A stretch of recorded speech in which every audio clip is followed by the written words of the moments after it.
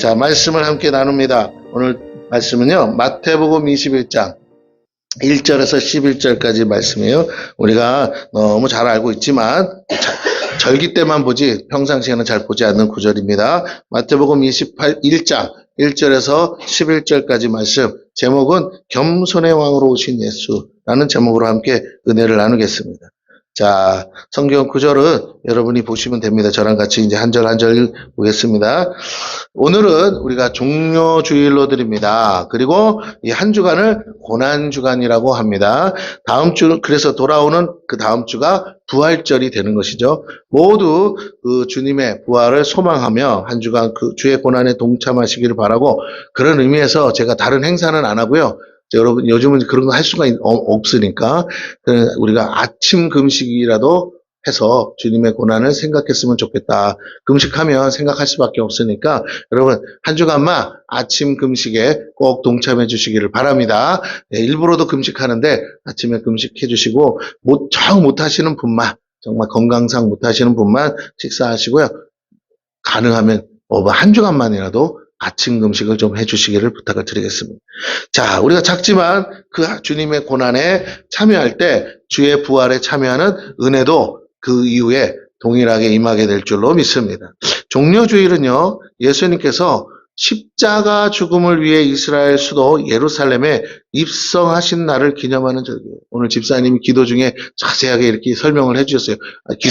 기도 내용이 제 설교라서 그냥 그걸로 설교 끝났어요.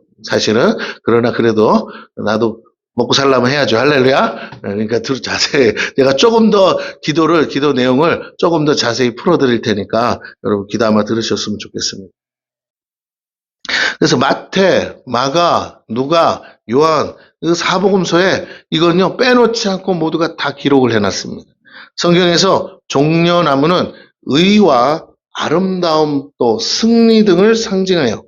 예수님께서 이날 나귀를 타고 예루살렘 성에 입성하셨는데 많은 사람들이 겉옷을 길에 펴고 종려 나무가지를 흔드시는 거예요. 아, 승리했다라는 거죠.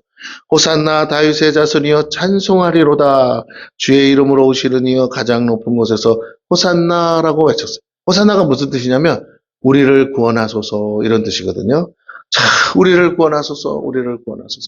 그들이 말하는 구원과 예수님이 주고 싶은 구원은 전혀 다른 의미입니다. 그러나 어쨌든 그들은 예수님을 통해서 자신들의 삶이 회복되고 구원받기를 원했습니다. 자, 오늘 우리가 동일하게 종려가지를 흔들고 호산나라고 외칠 수는 없겠지만 내 마음에 입성하시는 주님을 호산나 다윗의 자손이라고 외치며 환영해야 될 줄 믿습니다. 할렐루야. 예, 여러분의 마음에 주님이 들어가셔야 되지 않겠어요? 내 마음의 성전에 입성하시는 주님을 나의 구주로 맞이할 때 우리는 모두 그분의 나라가 된다라는 거예요. 즉 천국이 내 마음에 이루어지는 것입니다. 예수님을 나의 구주로 영접할 때 내 마음에 천국이 이루어지는 것입니다. 사람들은 천국을 찾으러 다녀요. 그러나 성경은 분명히 말합니다. 천국은 여기 있다 저기 있다는 게 아니고 오늘 우리 안에 있고 우리 가운데 있는데, 여러분의 마음의 심령에 예수님을 나의 구주로 맞으면 천국이 임하는 거죠. 어떤 사람은 아이고 예수님 믿어도 별 볼 일 없던데요. 아니요. 단순히 믿는 그런 걸 말하는 게 아니에요. 뭐 절간에 안 가면 교회 오지 뭐 이런 게 아니에요. 정말 내 삶의 주인, 내 영혼의 왕으로 예수님을 맞아들이세요. 내가 그분을 나의 주인으로 나의 왕으로 맞아들이는 순간 하나님은요 결코 그냥 넘어가지 않으세요. 신실하시기 때문에 약속하신 대로 우리를 책임져 주시는 줄로 믿습니다. 가장 먼저는요, 여러분의 영이 구원을 받는 것이고, 두 번째는요, 여러분의 심령이 새롭게 되는 거죠. 성경은 그걸 약속했습니다. 너희가 새롭게 되리라. 그리고 우리의 삶에 부족한 모든 것들을 하나님이 어떠한 방법으로든 채워주시고, 갚아주시고, 또 우리를 이끌어 주신다라는 거예요. 힘으로 능으로 안 됩니다. 오직 주께서 우리와 함께 하실 때 그것이 가능하게 되는 줄로 믿습니다. 아멘. 네, 정말로 여러분의 구주로 믿으십시오. 여러분의 왕으로 삼으세요.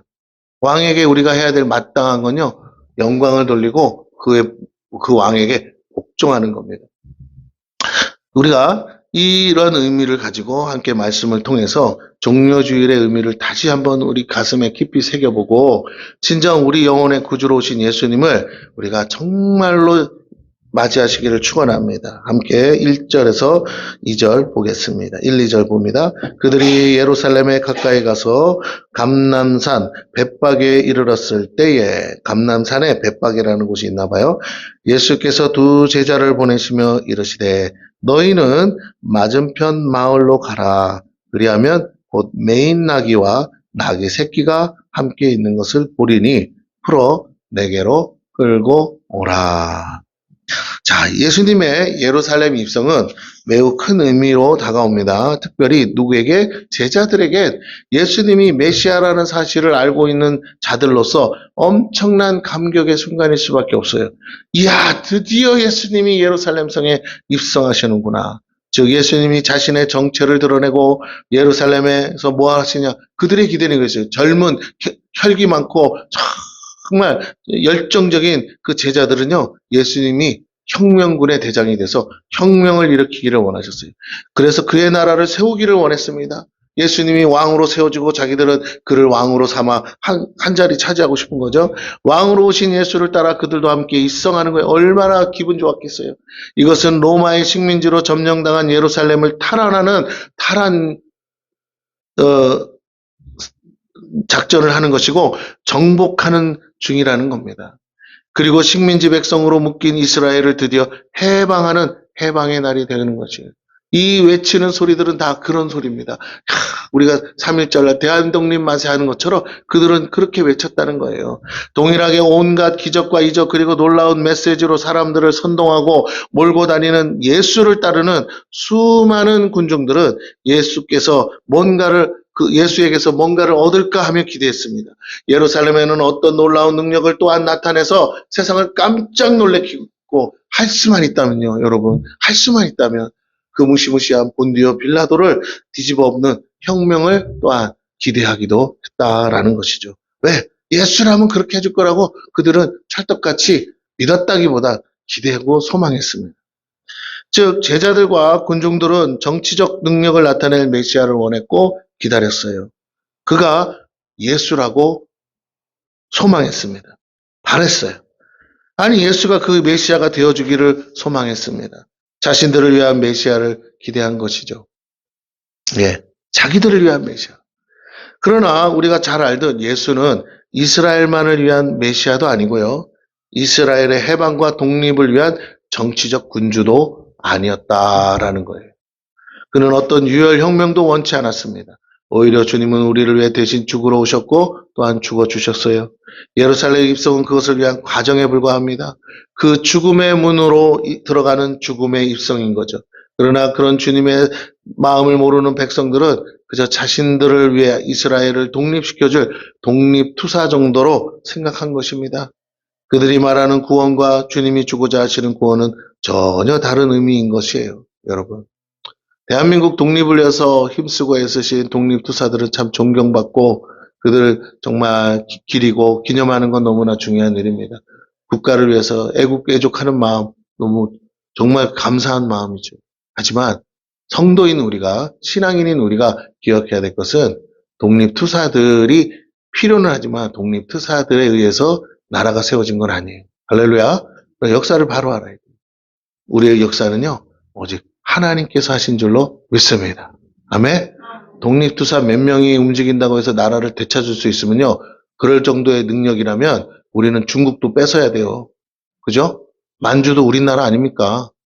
왜 못해요? 못하는 거예요. 할 수 있는 게 아니에요. 그런 식으로 나라가 쉽게 뺏기고 쉽게 얻을 수 있으면 저 우크라이나 전쟁은 금방 끝날게요. 그럴 수 있는 게 아니에요. 그 작은 약소국 우크라이나가 러시아를 상대로 지금까지 버티잖아요. 여러분, 그렇게 마음 먹는 대로 될 것 같으면 뺏기지도 않았겠죠. 맞습니까? 네, 그렇지 않아요. 나라를 뺏긴 건 전쟁을 해서 뺏긴 게 아니고요. 일본인이 얼마나 우리나라를 침탈하려고 애썼습니까? 그래도 안 되던 거예요. 근데 나라를 어떻게 뺏겼어요? 팔았으니까 뺏겼죠. 그죠? 팔았으니까. 그건 역사가 증명하잖아요. 네. 그래서 우리가 기억해야 돼요. 아, 우리가 힘쓰고 애쓰고 무력으로 힘을 기른다고 해서 나라를 되찾고 하는 게 아니고 오직 주께서 하나님께서 우리에게 은혜를 베푸셔서 이 민족을 사용하시려고 하나님이 택하셨기 때문에 된 일인 줄로 믿습니다. 하나님은 왜 그렇게 하셨냐? 이 땅에 기도하는 성도들이 있어. 할렐루야. 기도하는 교회, 기도하는 성도들이 있었기 때문에 하나님이 불쌍히 여기시고 긍휼히 여기사 이 나라를 회복하시고 되찾게 하신 거예요. 그럼에도 불구하고 하나님이 이 나라가 정신 못 차린 거 어떻게 해요? 남북으로 갈라놓았습니다. 예. 너희들 내가 안 해주면 안 되는 거야. 너희들 무릎 꿇고 기도해야 돼. 너희 힘과 능으로 되는 게 아니야. 오늘 대한민국의 역사가 분명하게 보여주는 것은 하나님의 은혜가 아니면 우리는 저 북한 땅 하나도 못 찾아요. 미사일이 없습니까? 탱크가 없습니까? 첨단 무기가 없습니까? 그래도 못 찾아오잖아요. 맞습니까? 할렐루야. 네. 다시 한번 생각하셔야 돼요. 아, 우리가 무릎 꿇고 하나님께 기도해야 작은 것 하나도 주님이 허락하실 때 찾게 되는 줄로 믿습니다. 예, 조금 제가 다른 얘기를 했지만 그래요. 그들이 간절히 소망한다고 되는 일이 아니고 그렇게 힘으로 밀어붙인다고 그렇게 그 오랫동안 나라를 잊고 사는 이스라엘 백성이 회복하는 게 아닙니다. 몇 사람이 움직인다고 되는 게 아니에요. 예수님이 야 나를 따르라 해서 그렇게 얻을 수 있는 것도 아닙니다. 물론 예수님이 마음먹고 하셨으면 하실 수도 있겠지만 예수님의 목적은 그것이 아니었다는 것이죠. 그들이 말하는 구원과 주님이 주고자 하는 구원은 전혀 다릅니다. 그럼에도 주님은 사람들의 기대와 상관없이 자신의 사명을 완수하게 두 제자를 보내서 죽음을 준비하셨어요. 예루살렘 입성을 위해 주님은 나귀를 준비케 하십니다. 놀라운 건 이것이 진정 메시아의 징조이다. 여러분, 우리는 그냥 무심코 성경을 지나갈 수 있어요. 근데 이게 메시아의 징조라는. 모든 이스라엘 백성이 알고 있는 너무나 분명하고 너무나 확실한 메시아의 징조가 뭐냐고요? 바로 이 오늘 사건이에요. 네, 그래서 이게 중요한 사건. 별거 아닌 것 같은데 전혀 그렇지 않아요. 그 많은 군중들이 종려가지를 왜 흔드는지를 아셔야 돼요. 이게 메시아의 사인이기 때문에 그들은 흔들 수밖에 없다는 거예요. 왜냐하면 선지자의 예언이고 그 예언이 성취되는 순간을 지금 보고 있는 거예요. 이스라엘 백성은 이 예언의 말씀을 다 어려서부터 알고 있어요. 오매불망 식민지로서 로마의 식민지로 살아가는 종살이하는 이스라엘 백성에게 어려서부터 부모를 통해서 계속 신앙교육하는 건 뭐예요? 선지자가 예언하기를 메시아가 오시는데 그 메시아가 예루살렘에 입성할 때 나귀 새끼를 타고 입성한다고 성경에 뭐라고요? 기록되어 있다. 근데 그 순간이 자기의 생전에 눈앞에서 이루어지는데 제자들이 볼 때 그것을 지금 이루어지고 있는데 여러분 흥분 안 하겠습니까? 소리 안 지르겠어요? 로마인들은 그게 뭔지 몰라도 이스라엘은 뼛속까지 아는 거예요. 환영 안 할 수가 없습니다. 자, 이제 우리가 잃어버린 나라를 드디어 되찾겠구나. 이렇게 기대했을 거예요. 그들은. 3절에서 5절을 다시 봅니다. 만일 누가 무슨 말을 하거든 주가 쓰시겠다 하라. 그리하면 즉시 보내리라 하시니 이는 선지자들을 통하여 하신 말씀을 이루려 하심이라 일렀으되. 자, 이 마태가 쓰는 거죠. 마태가 선지자들의 말씀을 이루려 하심이라. 시온 딸에게 이르기를 내 왕이 내게 임하나니 그는 겸손하여 낙이고 멍에 매는 짐승의 새끼를 닫도다 하라 하였느니라. 예수님이 이렇게 말씀하셨다는 거예요. 예수님이 뭐라고 말씀하셨다고요? 말씀을 이루려 함이라. 선지자의 말씀을 제자들에게 보내면서 뭐라고요? 이렇게 하는 이유는 선지자들의 말씀을 이루려 하며. 근데 그게 무슨 말이야? 이거 스가랴서 9장의 9절에 나오는 말씀이에요. 시온 딸에게 이르기를 내 왕이 내게 임하나니 그는 겸손하여 낙이고 멍에 매는 짐승의 새끼를 닫도다 하라 하였느니라. 여러분 중요합니다. 제자들의 행동은요. 그냥 나귀 새끼 묶인 나귀 새끼 하나 풀어오는 게 아니고요. 예언의 말씀을 성취하는 역사적인 사건이라는 거예요. 할렐루야. 별거 아닌데 그게 뭐라고요? 역사적 사건인 거예요. 역사적 사건. 스가랴서 9장 9절에 정확히 보면 이렇게 되어 있습니다. 시온에 따라 크게 기뻐할지어다. 예루살렘에 따라 즐거이 부를지어다. 뭐 좋은 일이 있다는 소리죠. 보라 내 왕이 내게 임하시는. 여기는 정확히 뭐라고요? 왕이 그는 공의로우시며 구원을 베푸시며 뭘 베푸신다고요? 구원을 베푸신다. 구원. 이게 메시아의 징조라니까요. 할렐루야. 그러면서 겸손하여서 나귀를 타시나니 나귀의 작은 것 곧 나귀 새끼니라. 아니 나귀 새끼 타는 게 뭐 겸손이야. 라고 할 수도 있겠으나 왕이에요, 왕. 할렐루야. 왕으로 오는데 나귀 새끼를 타고 오르신다는 거예요. 이것은 구약성경 맨 뒤쪽에 있는 선지서의 예언의 말씀입니다. 즉 이스라엘의 선지자들 중 맨 나중에 활동하던 선지자의 예언을 의미하고 소위 이렇게 표현하시죠. 우리가 애들 말로 가장 따끈한 예언이라는 거예요. 이것이 이루어지면 이스라엘의 회복이 이루어지는 징조라는 것이 이스라엘 사람은요 이 말씀을 다 구구절절 암송하고 있는 것이기도 합니다. 이스라엘 왕으로 오시는 메시아를 고대하던 이스라엘 민족에게 가장 확실한 사인이요 표적은 누가 나귀 새끼를 타고 오르냐라는 거예요. 누가 나귀 새끼를 타고 예루살렘에 입성할지를 지켜보기만 하면 되는 문제였습니다. 놀라운 건 예수가 그렇게 예루살렘에 입성하려고 준비하셨다는 거예요. 아니, 나귀 새끼 탄 사람이 한둘이겠어요. 그죠? 그게 다 메시아라는 말이 아니라 나귀 새끼를 타고 입성하는데 군중들이 함께 환호하면서 그렇게 왕으로 오시는 그 메시아를 맞아들이는 장면, 그런 일이 일어난다는 거예요. 모두가 시온이 예루살렘이 기뻐하는 일이 일어난다는. 근데 방금 지금 그 눈앞에서 일어나고 있다니까요. 제자들이 어찌 흥분하지 않을 수 있겠어요. 제자들에게 묶인 나귀를 풀어오라고 명령하십니다. 그것은 이 날을 위해 준비된 나귀임을 알 수 있어요. 이미 몇백 년 전에 선지자를 통해 예언하신 하나님이 그 나귀를 예수님 때에 예루살렘에 입성할 그때를 위하여 나귀 새끼를 준비하시고 묶어놓으셨어요. 할렐루야. 물론 사람이 묶어놨겠죠. 누군가가. 그러나 분명히 하나님은요. 이때를 위하여 예비하신 겁니다. 말씀대로 이루셨어요. 여러분 중요합니다. 제자들이 언제 묶어놨습니까? 아니요. 제자들과 아무 상관없어요. 그 누구와도 상관없어요. 오직 하나님이 하신 일인 줄로 믿습니다. 우리 삶의 우연 같은데 우연이 절대 우연이 아니라는 말이에요. 주가 쓰시겠다고 하면 즉시로 풀어서 보내준다고 하셨기 때문에 더더욱 이 역사는 하나님의 역사고 이것은 우연이 아니라는 거죠. 하나님께는요 우연은 있을 수가 없어요. 왜? 하나님은 첫째 전능하신데 그분이 하고자 하시면 다 이룰 수 있어요. 할렐루야. 두 번째, 하나님이 미리 말씀해 주세요. 어떻게 될지를. 그러므로 우연이 없어요. 또 하나는 뭐냐면 말씀 안 하셨다고 그래도 하나님은 다 알고 계셔요. 할렐루야. 그래서 하나님께는 우연이 없어요. 하나님은 어떻게 될지 이미 알고 있는데 어떻게 그게 우연이 되겠습니까? 그걸 쓸 거냐 말 거냐만 결정하세요. 그것을 하나님의 도구로 쓸 거냐, 그냥 하나님이 그냥 보고 그냥 무시할 거냐, 뿐이죠. 우리의 인생 가운데도요, 하나님이 그냥 보고 무시할 수 있는 것들이 너무 많아요. 그러나, 다시 한번 여러분에게 강조하는 것은 오늘 저와 여러분이 여기 앉아 있는 것은 결코 우연이 아닌 줄로 믿습니다. 우연이라고 하기엔 그럴 수 없어요. 하나님의 약속을 성취하기 위해서 준비된 것이.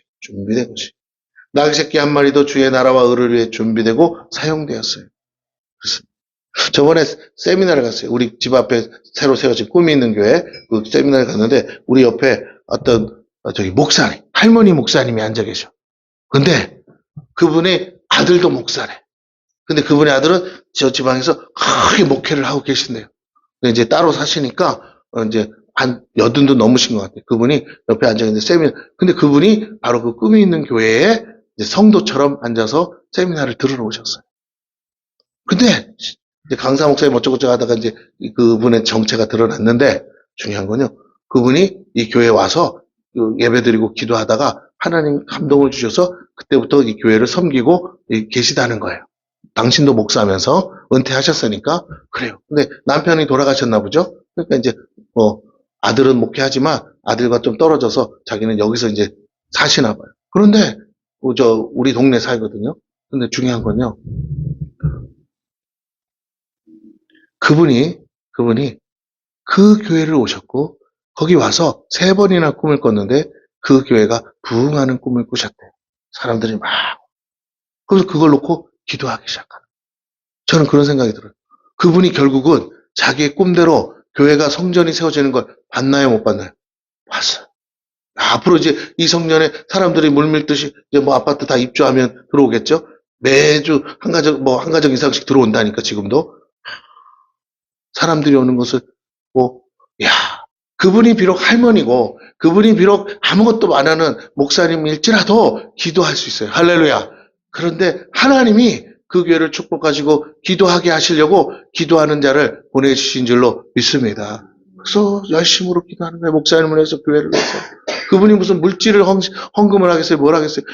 기도만 했어요. 그런데 그 보여주신 대로 말씀하신 대로 이루어 가시는 걸 자기가 자기 생전에 죽기 전에 다 보고 간다. 얼마나 축복이고 얼마나 큰 감동이겠습니까? 할렐루야. 당신을 쓰시고 당신의 기도를 쓰시는 거잖아요. 결코 거기 있는 것은 우연이 아닌 줄로 믿습니다. 아들교회 가서 아들교회 부흥시키는 게 더 좋지 않겠어요? 그런데도 하나님은 뜻이 있고 사명이 있어 그분을 거기다 두셨다는 거예요. 오늘 여러분도 여기 두신 이유는 다 사람이 없어 두신 게 아니라 우리 교회를 통해서 하실 일을 이루기 위해서 하나님이 축복하시려고 여러분을 두신 줄로 믿습니다. 여러분이 하실 일은요, 주님처럼 겸손히 하나님께 말씀을, 아버지, 난 아무것도 못합니다. 주님이 나를 사용하여 주시옵소서. 내가 지금은 묶여있는 인생이나 주님이 오늘 주가 쓰시겠다 하라, 풀어서 내게로 데려와라. 그러면 여러분이 주님이 여러분을 푸시고 여러분을 쓰겠다 하는 순간 여러분의 인생은 바뀔 줄로 믿습니다. 뭐 때문에? 주의 나라를 위해서, 주님의 뜻을 위해서. 오늘 우리가 우리의 삶을, 내 삶을 살려고 하고 내 이야기를 쓰려고 하고 내가 원하는 것을 위해서 살면요, 묶여있는 인생밖에 안 돼요. 열심히 먹고 열심히 뭐 해도 묶여있는 인생이에요. 그러나 주님이 풀어서 내게로 데려와라 그러면 주께서 쓰시는 인생은 놀라운 축복으로 바뀌는 줄 믿으시기 바랍니다. 나귀 새끼 한 마리도 주의 나라와 의를 위해 준비되고 사용됐어요. 두 제자는 이 사실도 모른 채 주님의 명령에 순종합니다. 하지만 성경을 기록한 마태는 12제자 중에 하나죠. 마태가 이 성경을 기록하면서 다시 돌아보는 거예요. 이것이 예언의 성취임을 깨닫고 스가랴 선지자의 예언을 인용합니다. 놀라운 성취여 소름 돋을 정도로 정확한 예언이었어요. 그것을 눈앞에서 본 마태는 전율하지 자기도 주님과 함께 올라가지 않았습니까? 그 당시에는 깨닫지 못했어도 이후에 그는 복음서를 기록하다 이것을 깨닫고 전율할 수밖에 없어요. 주님의 치밀함에 놀라게 되고 그분이 어떤 삶을 살았는지를 보다 정확하게 이해할 수밖에 없어요. 그래서 마태복음에 가장 많이 등장하는 게 뭐냐면 선지자의 말을 이루려 함이라. 선지자의 말을 이루려 함이라. 이게 많아요. 마태는요, 정말 성경을 많이 알았나 봐. 예수님의 행적마다 그것을 기록해요. 오늘도 정확하게 스가랴서 9장 9절 말씀을 인용하고 기록하고 있습니다. 예수님의 죽음 하나도 그의 뜻이 아닌 하나님의 약속에 근거해서 죽으셨다는 거예요. 이렇게 살 수 있는 사람이 몇이나 되겠어요. 그러나 중요한 건 우리가 정확한 게 중요한 게 아니고요. 하나님이 정확하신 줄 믿으시기를 바랍니다. 정확한 때, 정확한 사람들, 정확하게 하나님이 오늘 이 교회를 세우시고 여러분을 모으시고 여러분을 통해 또 다른 영혼을 구원하시고 그렇게 정확하게 하나님이 우리를 사용하고 일하시고 계심을 믿으시기 바랍니다. 정확히 성경의 예언대로 가셨기 때문이에요. 그래서 메시아입니다. 그의 죽음이 헛되지 않은 건 그것을 허락하신 분이 하나님이시고 하나님이 우리를 사랑하신 결과이기 때문이에요.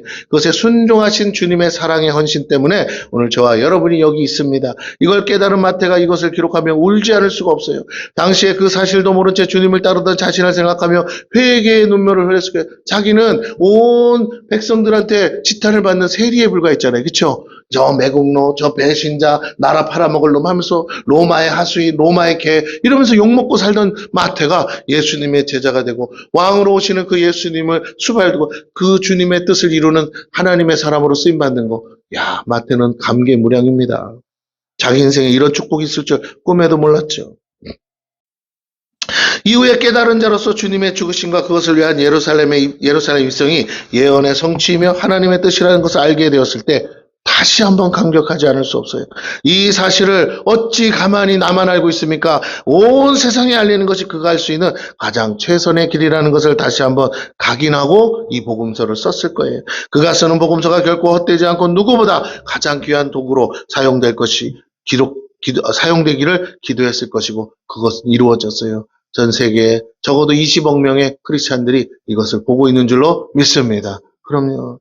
많은 영혼들이 이 사실을 알고 주께로 돌아오고 자기 민족 곧 유대인들이 이 사실을 깨닫고 헛된 메시아를 기다리지 말고 이미 오신 주님을 구주로 영접하기를 누구보다 학수고대했을 것입니다. 지금도 유대인은요, 예수를 자신들의 메시아로 인정하지 않고 있습니다. 그러나 이제 때가 되면 이 진실을 깨닫고 그들은 통회하며 예수를 구주로 영접할 수밖에 없어요. 예루살렘에 입성하신 주님은 이제 강팍한 인생들의 마음의 성전에 입성하기를 원하시고 그것을 위해 우리를 준비하셨습니다. 우리가 그 주님의 두 제자가 되어야 됩니다. 그리고 우리가 준비된 나귀 새끼가 돼서 주님을 얻고 성전으로 들어가야 한다는 것이죠. 주님과 함께 죽으러 가야 한다는 거예요. 이것이 자기 십자가를 지는 제자의 삶입니다. 주님과 함께 고난을 받을 때 주님과 함께 부활의 영광을 누릴 수 있기 때문이에요. 말씀을 이루시기 위해 주님은 준비하셨고 나귀는 그렇게 말씀을 이루기 위해 준비되었습니다. 그렇다면 오늘 저와 여러분의 삶의 모든 환경도 말씀을 이루기 위해 준비된 것임을 알 수 있어요. 그렇게 믿으셔야 돼요. 믿는 자에게 하나님께서 일하십니다. 어떤 말씀을 이루기 위해 준비되었는지를 우리가 성경을 보다가 깨달을 때 모든 것이 합력하여 선을 이루는 놀라운 역사가 일어날 줄로 믿습니다. 우리 교회를 세울 때 요한복음 8장 12절 말씀을 주면서 생명의 빛을 얻으리라. 나를 따르는 자는 어둠에 다니지 않고 생명의 빛을 얻으리라. 할렐루야. 우리가 복음을 전하여 세상의 빛 대신 주님을 증거할 때 이 교회를 통해서 예수를 따르는 자들은 다 생명의 빛을 얻겠다고 하신 그 약속의 말씀이 이루어질 줄 믿습니다. 그리고 저와 여러분이 그 생명의 빛을 얻었고 여러분을 통해 생명의 빛이 비춰지고 그 빛을 보는 어둠 속에 있는 자들이 돌아올 것입니다. 그들을 통해 하나님이 또 다른 일을, 큰 일들을 행하고 빛이 하나 둘 모이다 보면 큰 광명이 되어서 정말로 막 열방 가운데 빛을 비추게 될 줄로 믿습니다. 할렐루야. 하나님 우리 그렇게 쓰실 거예요. 저는 믿습니다. 주님은 누구보다 그것을 아셨고 보았어요. 그는 겸손의 왕으로 오시기에 나귀 새끼를 타고 입성하셨습니다. 주님은 겸손의 왕으로 이 땅에 오신 것이에요. 자기를 위해서가 아니라는 말이에요. 겸손의 특징은 자기 자신을 위한 게 아니라는 거예요. 교만은 자기를 높이는 거잖아요. 겸손은 다른 일을 높이는 거예요. 할렐루야. 자기를 낮추고 누군가를 높여요. 누군가 하나님을 높여요. 오직 자신을 보내신 하나님의 뜻을 위해 오셨습니다. 왕으로서 백성들을 위해 자기를 희생하고 헌신하기 위해 오셨어요. 백성 위에 군림하기 위해서가 아니라 백성과 함께 아파하시기 위해 오신 거예요. 진정한 왕이라면 자기 백성이 묶여 있는데 어찌 기뻐하고 즐거워하고 자기 배만을 위할 수 있겠습니까? 차라리 할 수만 있다면 백성을 위해서 대신 죽어야 되지 않겠어요? 진정한 왕이라면? 그렇습니다. 대신 모든 짐을 짊어지시고 죽으신 분이 바로 예수님인 줄로 믿습니다. 할렐루야. 우리가 믿는 예수님은 그저 세상이 말하는 종교의 대상이 아니에요. 그냥 신의 일종도 아니에요. 우리 자신을 위해서 대신 죄를 짊어지고 죽어주신 정말 우리를 그 누구보다 생명까지 아끼시고 사랑하신 우리의 하나님인 줄로 믿습니다. 6절에서 9절을 우리 같이 볼까요? 제자들이 가서 예수께서 명하신 대로 하여 나귀와 나귀 새끼를 끌고 와서 자기들의 겉옷을 그 위에 얹음에 예수께서 그 위에 타시니 무리의 대다수는 그들의 겉옷을 길에 펴고 다른 이들은 나뭇가지를 베어 길에 펴고 앞에서 가고 뒤에서 따르는 무리가 소리 높여 이르되 호산나 다윗의 자손이여 찬송하리로다 주의 이름으로 오시니여 가장 높은 곳을 호산나. 여러분 사실 이게 무슨 영광이에요? 성경에 써 있으니까 우리가 좋게 보는 거지 이게 영광 같으세요? 흔들 게 없어서 뭘 흔든다고요? 종려 가지를 흔들어. 종려 가지를. 그것까지는 이해해. 그것까지는. 그런데 그 다음에 뭐라고요? 뭘 깔았다고요? 겉옷을 깔았어. 오늘날로 말하면 우리가 겉옷을 까는 게 아니면 신문지 깔아주는 거야. 신문지. 이해가 되시죠? 길가에다가 여기 드디어 왕으로 오시는데 뭘 깔아준다고요? 이게 무슨 조롱도 아니고 뭣도 아니고 신문지 깔았는데 글로 가라는 거잖아요. 뭐 타고? 애기가 타는 세발 자전거 타고 제가 봉담의 왕으로 오시느니요. 그러는데 여러분이 뭘 깔아준다고요? 제 앞에서? 제가 따르릉따르릉 하면 신문지 깔아주는 거야. 그건 애들한테나 하는 거지. 그쵸? 이거 내가 조롱받는 거나 뭐가 틀려. 근데 그 상황은 백성이 다 그지니까 어쩔 수 없겠죠. 그들의 진심은 더한 카페트라도 깔아주고 싶은데 없으니까. 그런데 그럼에도 불구하고 주님은 그것을 이상하게 생각하지 않고 그것을 기뻐하시면서 예루살렘 성에 오르신 줄로 믿습니다. 물론 그들의 의도는 다르지만 그러나 어쨌든 예수님은요. 그것마저도 마다하지 않고 오르셨어요. 이게 우리 주님의 겸손히 그걸 받으셔. 나 같으면요. 나 놀리는 거야? 뭐 하는 거야? 무슨 신문지를 깔아줘. 그랬을 거예요. 그러나 우리 주님은 그렇게 안 하세요. 왜? 주님의 목적은 저 불쌍한 영혼들을 뭐 하려고요? 구원하시는 것이기 때문에 절대로 그것을 이상하게 생각하지 않습니다. 오히려 감사하게 받아들이십니다. 겸손의 왕으로 오신 예수는 나귀 새끼를 타시고 예루살렘 성에 입성하셔요. 근데 중요한 건요. 우리가 간과할 수 있는 게 있습니다. 실제로 말을 타보거나 망아지를 타보거나 나귀 새끼를 타본 사람만 아는 거예요. 뭐냐? 여러분 그냥 나귀도 아니고 그리고 안장도 없어요. 그렇죠? 겉옷 하나 얹혀놨어요. 나귀 새끼를 타고 그 등에 얹혀서 입성한다? 이거 되게 불편한 일이에요. 그 뾰족한 뼈가, 그죠? 이렇게 튀어나와 있는데 그 위에 얹혀서 간다고요? 여러분, 조금만 똥차 타도 어때요, 여러분? 엉덩이가 불편하고 허리가 부러진다고 난리시잖아요. 에? 내가 운전 조금만 세게 하니까 우리 막 전우사님, 지사님들, 아유, 허리 나가겠어요. 막 이거 맨날 뒤에서 앉아가지고 그러잖아요. 그런데 지금 나귀 새끼를 타고 가는 거예요. 그것도 길들여지지 않은 나귀 새끼. 나귀 새끼가 무슨 힘이 있어요. 엄마 나귀만 몰라도 뒤뚱뒤뚱 한 번도 사람을 태워본 적 없는 나귀가 어떻게 제대로 끌고 예수님을 모시고 가겠어요. 뒤뚱뒤뚱 서투른 나귀 새끼 등짝 정말로 불편합니다. 그리고 이리 휘청 저리 휘청거리는 나귀 새끼 다리 여간 불안은 애 같았으면 그래도 타고 갈 텐데 누가 탔어요? 어린아이도 아니고 어른이 예수님이 타셨는데 그 나귀 새끼가 얼마나 제대로 걷겠어요. 이치에 맞지 않죠. 왜 이렇게까지 불편을 감수하고 왜 이렇게 나귀 새끼 힘들게 하면서까지 예수님이 이걸 타셨다고요? 성경에 기록되어 있어요. 그가 누구라고? 메시아라고. 겸손의 왕으로 오는 메시아라는 걸 증거하기 위해서 예수님은 이 불편과 이 어려움을 감수하신 줄로 믿습니다. 그럼요. 말씀을 이루기 위해 주님은요, 어떤 것도 감수하시는 메시아임을 우리에게 증명해 보여주셨어요. 그 나귀를 타고 입성하신 길로 주님은 며칠이 지나면 다시 착고에 묶여 오르실 것이에요. 모두의 환영이 바뀌어서 이젠 조롱과 배신, 돌팔매질과 침뱉음을 받으며 저주의 소리가 가득하게 됩니다. 채찍을 맞으실 거예요. 그럼에도 주님은 그걸 알고 계심에도 불구하고 저들의 죄를 위해 그 길을 가셨고 그 성으로 들어가셨습니다. 결코 돌아서거나 포기하지 않으시고 우리의 영혼을 구원하시기에 기꺼이 그 길을 가셨다는 거예요. 며칠 후에 있을 일을 미리 알았더라면 그들은 울어야 되는 게 마땅한 거죠. 군중들이 옷을 펴며 종려가지를 들고 환영하는 가운데 호산나 다윗의 자손이여 찬송하리로다 외치는 소리가 이내고 저주로 바뀌기까지 주님은 저들을 사랑하셨고 그들의 죄를 짊어지고 가셨다는 것입니다. 종려주일은 고난의 길을 오르시는 주님이 그 사명의 길, 십자가의 길을 가기 위한 첫 관문이었다라는 것이죠. 그들의 환영과는 전혀 다른 의미의 날일 수 있습니다. 우리는 주님의 고난에 동참하기 위해 주님과 함께 그 성으로 들어가야 해요. 그리고 겸손의 왕으로 오신 주님과 함께 십자가를 질 때 부활의 영광에 참여하게 된다는 것이죠. 10절과 11절을 읽고 마치겠습니다. 예수께서 예루살렘에 들어가시니 온 성이 소동하여 이르되 이는 누구냐 하거늘 우리가 이르되 갈릴리 나사렛에서 나온 선지자 예수라 하니라. 여러분, 온 성이 소동할 정도로 시끄러웠는데 사람들이 묻습니다. 저가 누구냐? 저가 메시아라는 사실이 드러났음에도 저들은 부정하고 있어요. 나귀 새끼를 타고 오는 분이 야야 나귀 새끼 탄다고 다 메시아야? 라고 말하는 거죠. 온 성이 소동하며 난리가 났음에도 여전히 누구인지 모르는 그 사람들. 그 제자들도 정확히 모르고 군중들도 그가 누구인지 모르기는 마찬가지였습니다. 하나님의 아들로서 우리의 죄를 짊어지게 오신 주님은 그들의 왕으로서 그들을 하나님의 나라로 인도하시기에 오셨어요. 이 땅의 왕이 아니고 저 하나님 나라의 왕으로 오신 거예요. 그런데 그 주님을 따르는 길은 생명의 길이며 동시에 영생의 길이라는 겁니다. 동시에 죽음의 길이고 고난의 길이. 왜? 그 나라 가려면 죽어야 되니까. 우리가 주님과 함께 우리 자신을 죽이고 그의 고난에 동참할 때 우리에게 생명과 영생이 허락되고 동시에 우리뿐 아니라 더 많은 영혼을 구원하게 될 줄로 믿습니다. 주님은요, 한 가지 목적과 결과를 위해 자신을 내주셨어요. 갈릴리 나사렛 출신의 선지자 예수에게 이제 만왕의 왕 만주의 주이신 주님이 자기 백성을 저희 죄에서 구원하시려고 그 이름 예수, 자기 백성을 저희 죄에서 구원하시려고 이 땅에 친히 인간의 몸을 입고 오셨습니다. 비천하고 부패하고 타락한 인생들을 구원하시기 위해 가장 낮은 자리로 오셔서 모두를 구원코자 자기를 제물로 드리셨어요.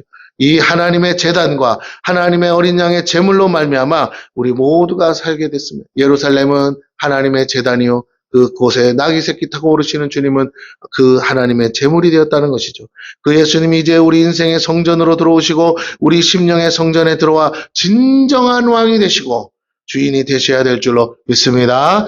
호산나 다윗의 자손 오시는 예수가 이제 나의 주인이며 나의 왕이 되도록 종려가지를 흔들고 맞이하시기를 바라요. 그가 우리를 위하시고 그가 우리를 위해 죽으시고 그가 우리를 위해 다시 사셔서 우리를 영생의 나라로 인도하실 것이요 우리 심령 천국을 이루어 주실 것이고 죄로 물든 이 마음을 깨끗이 보혈로 씻어 주실 줄 믿습니다. 그 주님을 함께 영접하기 바랍니다. 기도하겠습니다.